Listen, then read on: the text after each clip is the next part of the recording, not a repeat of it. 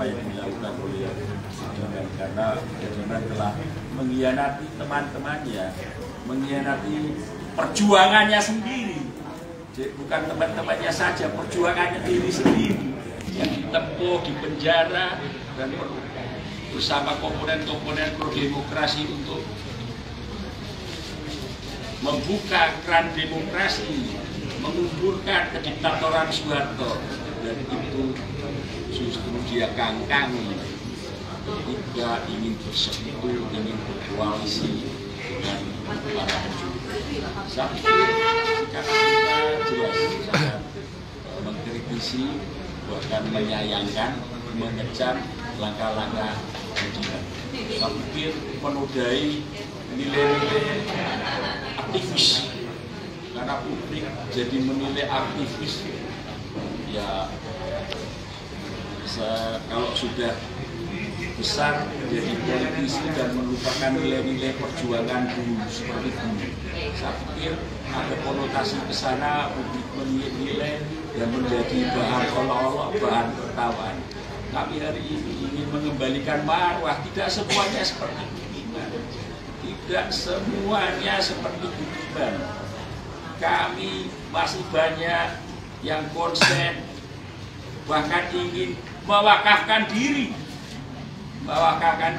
bahwa persoalan HAM berat masa lalu harus diungkap, termasuk dalam kasus penculikan yang dilakukan oleh Prabowo Subianto yang hari ini menjadi capres, di mana oleh lembaga survei dia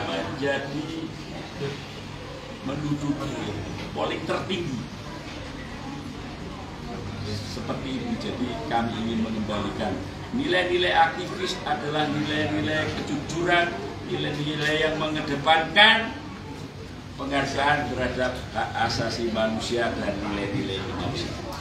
Oke, terima kasih Petrus. Ini ada dua pertanyaan, tapi menurut saya yang pertanyaan kedua, apakah Pak Petrus akan mendukung Pak Prabowo? Justru jumpa pres ini adalah sikap Petrus dan kawan-kawannya, hampir 80 orang, untuk menolak sikap kawan-kawannya yang mendukung penjahat HAM sebagai capres. Itu sudah jelas. Yang kedua, boleh bagaimana? Tadi Mas omongan yang tadi ulangi Mas. Waduh. Ya. Ya, ini ada pertanyaan dari wartawan. Apakah Pak Petrus akan mendukung Prabowo? Jadi saya bilang bahwa jumpa pers ini adalah pernyataan terbuka Petrus dan 80 orang kawan-kawannya ex-PRD bahwa kami tidak mendukung capres pelanggaran HAM. Itu sudah sangat clear, jelas sekali ya. Oke.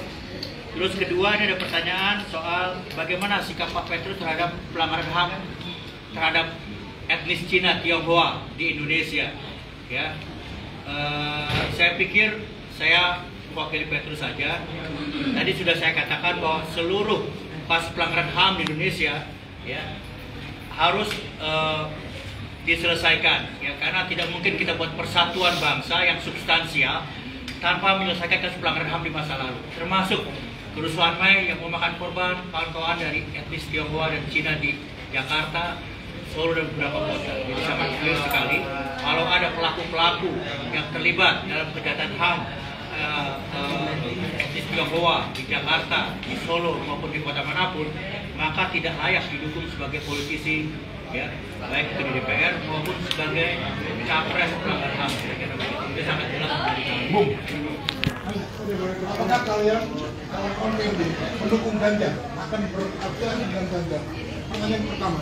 Pertanyaan kedua, Bung Petrus tadi ngomong soal pelanggaran HAM. Bukan hanya Prabowo pelanggaran HAM, Ganjar pun melakukan pelanggaran HAM di Wadas. Tanggapan Anda?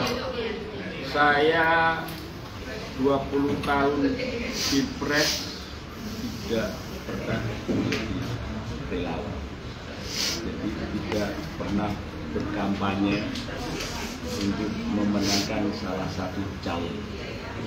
Tetapi 3 kali Pilpres dan 4 Pilpres ini saya mengkritisi salah satu calon.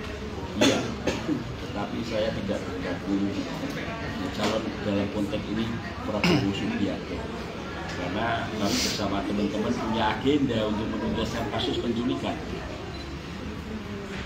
Momentum pemilu menjadi penting tanpa pemilu pun kita tetap menyuarakan karena ada rekam jejaknya kita melakukan konferensi pers mendampingi para orang. Jadi kami tidak terlibat, kami berdua tidak terlibat dalam tim pemenangan atau relawan dan rasanya tidak kepingin menjadi relawan khusus untuk saya ya. Saya udah cuci darah 3 kali seminggu. saya sudah setiap minggu 3 kali. Nyawa saya tergantung oleh sebuah mesin. Saya tidak mungkin melakukan itu dan sebelumnya juga saya tidak melakukan itu. Saya pikir apa yang saya ungkapkan bisa menjawab 2 pertanyaan tadi soal apakah mendukung Ganjar atau bagaimana tanggapan terhadap Ganjar ya. Di sini dikatakan politisi yang lupa sejarah itu tidak layak di politisi bisa jadi pilpres, politisi bisa jadi calon legislatif, bisa jadi calon wali kota maupun calon bupati, gubernur dan sebagainya. Satu pertanyaan terakhir. Ada pertanyaan? Dari gimana? Saya Jurnalisnya.